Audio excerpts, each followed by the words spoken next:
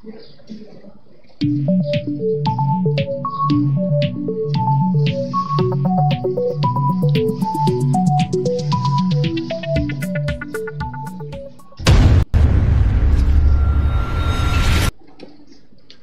datang dalam channel Kuliah Daring bersama saya Dudi Iman Hartono. Kali ini saya akan membahas tentang teori The Spectacle of Society atau masyarakat tontonan. Ini adalah teori yang digagas oleh Guy Debord, seorang filsuf asal Prancis. Masyarakat tontonan itu pada dasarnya adalah menggambarkan fenomena di mana kehidupan nyata terreduksi menjadi serangkaian citra dan representasi yang disajikan melalui media, ya, termasuk media televisi, media massa, dan media hiburan lainnya seperti film dan tentu saja media kekinian yaitu media sosial. Nah, situasi ini kemudian menurut Debord adalah mengubah pengalaman manusia atau pengalaman individu menjadi pengalaman yang dipertontonkan atau dinikmati. Dalam masyarakat tontonan, image atau citra yang disajikan oleh media tadi, yang disajikan, ditampilkan melalui media, memiliki kontrol yang kuat terhadap persepsi individu, terhadap persepsi masyarakat, atas dunia di sekitarnya, atas situasi di sekelilingnya. Dan ini, kata Debord, niscaya akan terjadi penurunan kesadaran akan realitas sesungguhnya, dan tentu saja menyebabkan alienasi sosial serta keaslian serta hilangnya keaslian dalam pengalaman manusia. Nah, kita tahu hari ini kemudian fenomena si gemoy, ya, menjadi sebuah representasi visual dari sosok Pak Prabowo Subianto, calon presiden dari Partai Gerindra dari Koalisi Indonesia Maju, capres nomor urut 2. Kita tahu bahwa sosok karikatural ini telah mengubah persepsi banyak masyarakat mengenai sosok Pak Prabowo Subianto. Beliau menjadi sosok yang tiba-tiba terlihat menggemaskan, gemoy kata istilah Genji. Ini berbeda 180 derajat dengan citra Pak Prabowo sebelumnya, di mana beliau dikesankan sebagai sosok yang temperamental, mudah marah, mudah naik darah, gampang naik pitam, dan yang lebih penting lagi adalah beliau dianggap bertanggung jawab terhadap tragedi kemanusiaan, terhadap penculikan sejumlah aktivis mahasiswa menjelang tahun 1998. Nah, jika menurut persepsi masyarakat tontonan bahwa citra dan representasi visual tadi yang ditampilkan melalui media, citra dan representasi visual tadi tentang si gemoy, menurut Debord pada dasarnya akan membentuk kesadaran palsu atas realitas yang dihadapi masyarakat. Nah, sebelum lebih jauh saya menjelaskan tentang apa saja sih karakter dari masyarakat tontonan. Seperti biasa, silakan subscribe channel Kuliah Daring, tekan tanda lonceng, dan silakan share sebagai bentuk dukungan pengembangan channel ini. Baik, terima kasih bagi yang sudah mensubscribe-nya.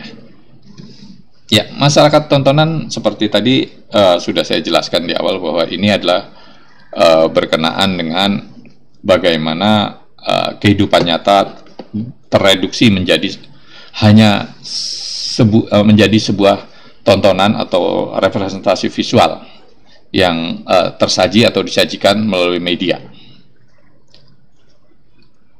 Nah, ada postulat menarik dari Guy Debord yang menyebutkan bahwa tontonan bukan sekedar kumpulan gambar, tetapi sebuah relasi sosial di antara orang-orang yang dimediasi oleh gambar tadi. Artinya dalam kasus si gemoy, Gemoy tidak hanya sebuah gambar karikatural tentang personifikasi Pak Prabowo Subianto, tetapi juga telah membentuk relasi sosial melalui diskusi-diskusi gitu, melalui komentar-komentar, melalui pendapat-pendapat mengenai kehadiran sosok si Gemoy ini. Kalau kemudian kita lihat citra Gemoy dalam yang ditampilkan melalui media sosial, kita akan bisa melihat bagaimana relasi sosial itu terbangun melalui like, namanya, pemberian komen, share, dan bahkan follow. Itu adalah relasi yang terbangun melalui gambar. Nah, demikian pula dengan sosok si Gemoy tadi. Masyarakat tontonan hari ini telah membuat dunia modern atau masyarakat modern didominasi oleh gambar-gambar dan representasi citra visual yang menjadi tontonan itu sendiri. Jadi saat realitas dimasukkan ke dalam citra-citra tadi, ke dalam image, dan kemudian menjadi tontonan, yang terjadi adalah kemudian kehidupan real masyarakat modern mengalami kekaburan.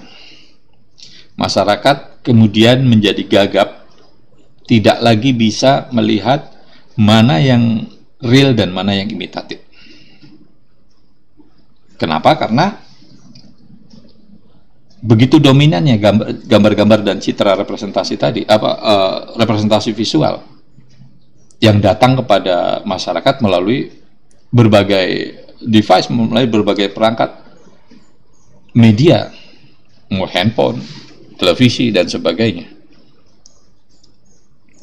Nah, manakala kemudian realitas yang muncul dari tontonan dianggap sebagai sebuah realitas yang nyata, masyarakat kemudian mulai kehilangan kesadaran kritisnya, karena dia menganggap tontonan tadi adalah sebuah realitas yang sesungguhnya. Nah, inilah yang menjadi catatan penting, inilah yang menjadi karakteristik penting dari spektakel, yaitu penuh dengan konstruksi dan penipuan-penipuan.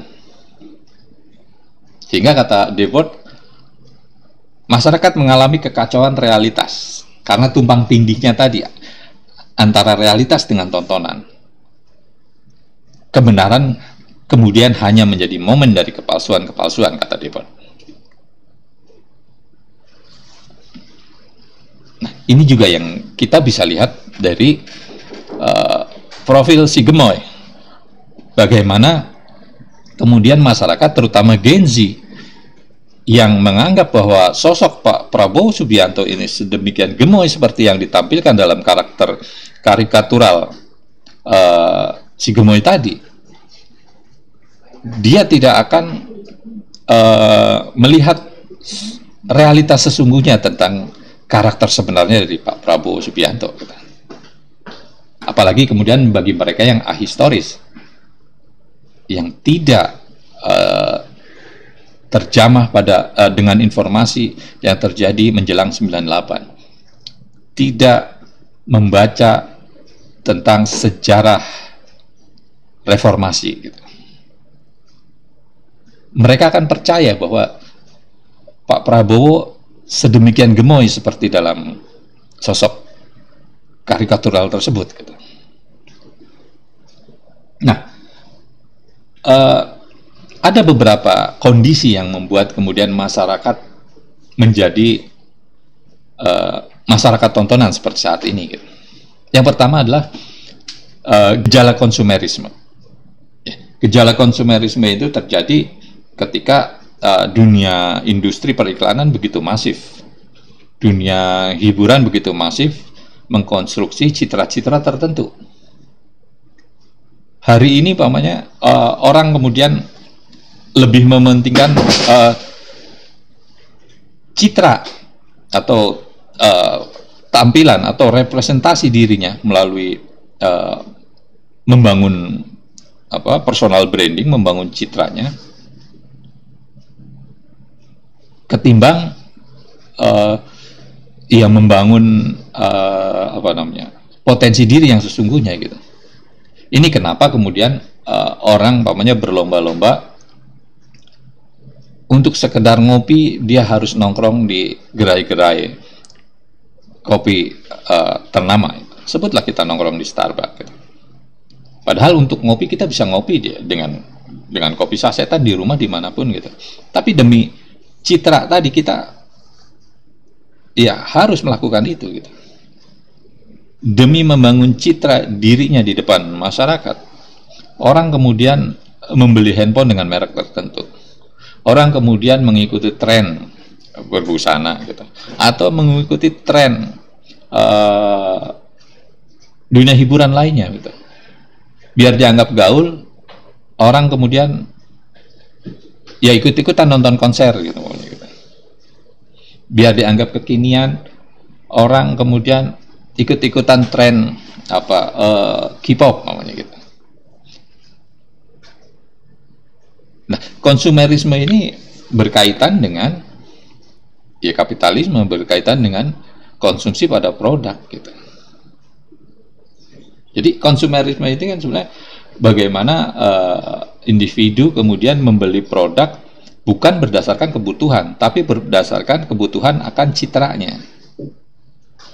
Kalau kita lapar kan kita makan gitu, selesai gitu kan. Tapi kemudian hari ini tidak sekedar makan, orang akan makan itu pilih-pilih tempat. Nah, milih tempat itulah yang kemudian sangat ditentukan oleh persepsi-persepsi mengenai citra-citra tertentu yang dibangun oleh iklan, melalui iklan. Nah, kedua adalah masifnya industri media massa. Ya, iklan tadi muncul melalui media massa. Koran atau media massa televisi terutama, dan sekarang media online muncul begitu masif, membentuk citra-citra tertentu yang mereka konstruksi melalui pemberitaan. Yang berikutnya adalah bagaimana citra dan representasi kemudian dikonsumsi oleh publik saat ini. Ini berkaitan dengan konsumerisme tadi. Bagaimana orang kemudian sangat mendahulukan citra ketimbang hal lain gitu. Jadi ketika kita memilih pakaian, ketika kita memilih tempat makan, atau memilih kampus, kita sangat dipengaruhi oleh citra tadi gitu. Dan yang keempat adalah alienasi kapitalisme. Ini berkaitan dengan konsep Marxisme bahwa manusia kini kehilangan jati dirinya ketika dia teralienasi atau dilepaskan dengan hasil kerjanya, hasil produksinya. Padahal ukuran eksistensi manusia menurut Karl Marx adalah karya, adalah hasil produksi, hasil kerja gitu. Sedangkan kita kemudian yang hidup dalam industri kapitalisme hanya menjadi bagian dari mesin produksi itu sendiri, menjadi bagian dari sistem kapitalisme gitu. Kita bekerja gitu. Kita membuat sebuah produk, kemudian produk itu dimiliki oleh si pengusaha. Bahkan kita kemudian tidak sanggup untuk membeli produk yang kita hasilkan dengan tangan kita. Nah, itulah alienasi yang terjadi, dan hal-hal seperti itulah yang membuat menjadi prakondisi terciptanya masyarakat tontonan. Nah, karakteristik masyarakat tontonan yang pertama adalah spektakel menjadi pusat realitas. Tontonan itu menjadi pusat realitas gitu. Inilah pinternya orang, inilah pinternya tim yang mengkonstruksi si Gemoy. Dia tahu bahwa tontonan itu menjadi epicentrum, sehingga profil si Gemoy ketika ditampilkan ini akan menjadi sebuah tontonan yang menarik gitu.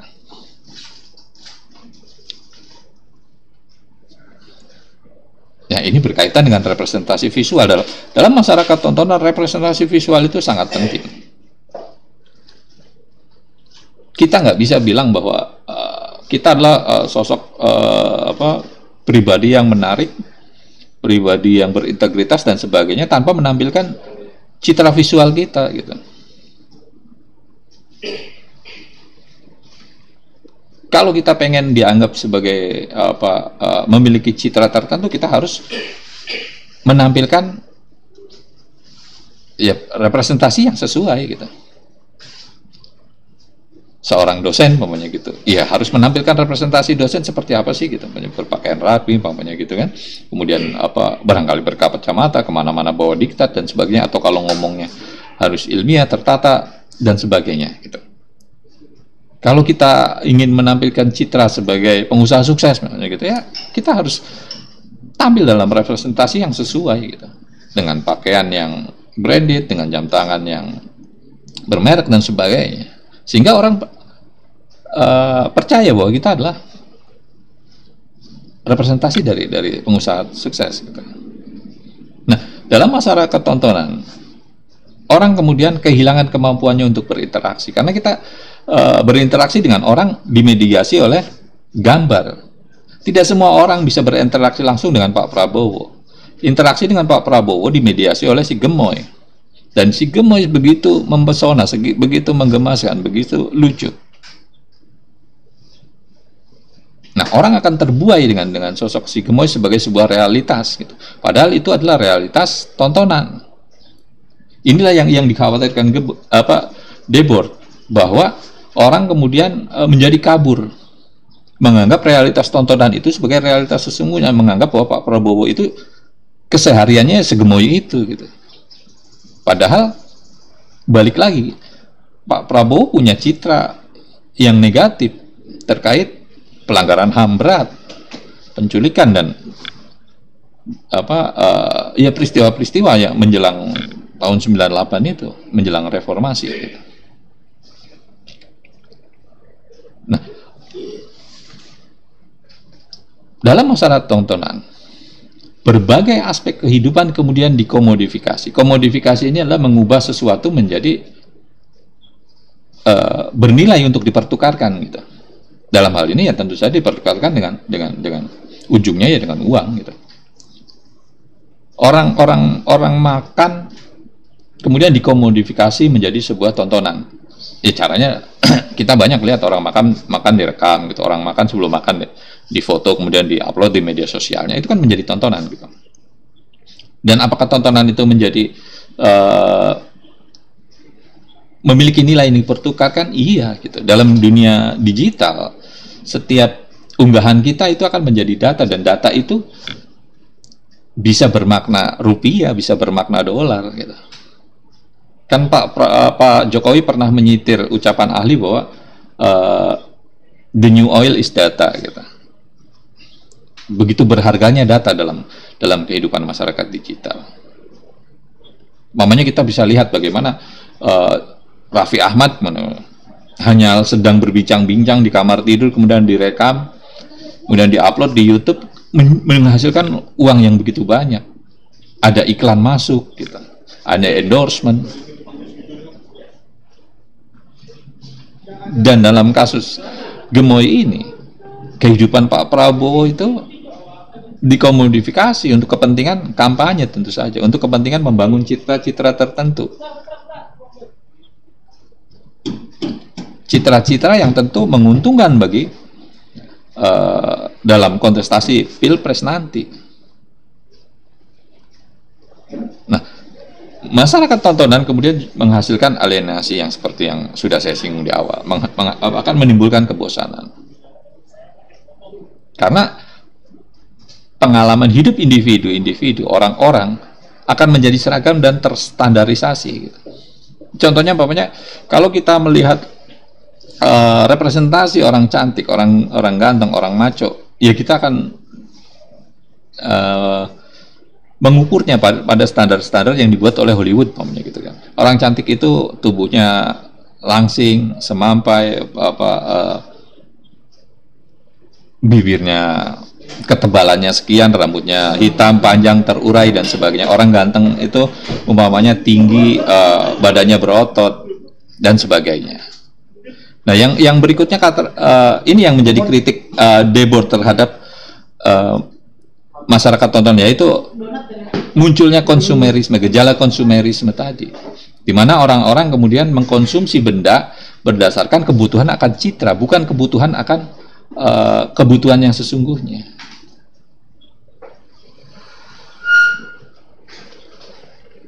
Nah, dari sekian paparan itu, maka muncul apa saja yang menjadi bahaya dari masyarakat tontonan. Ya. Dalam kasus gemoy, yang pertama adalah hilangnya keaslian. Masyarakat, terutama Gen Z, akan percaya bahwa sosok Prabowo itu sedemikian gemoy seperti dalam karakteristik itu. Gitu. Mereka lupa bahwa ada kasus HAM yang mengitari atau mengiringi perjalanan Pak Prabowo. Kasus penculikan. Meskipun Pak Prabowo sudah bilang bahwa dia sudah mengembalikan para aktivis yang dia culik, tapi masih 13 orang yang tidak jelas keberadaannya, yang itu tidak diakui Pak Prabowo gitu.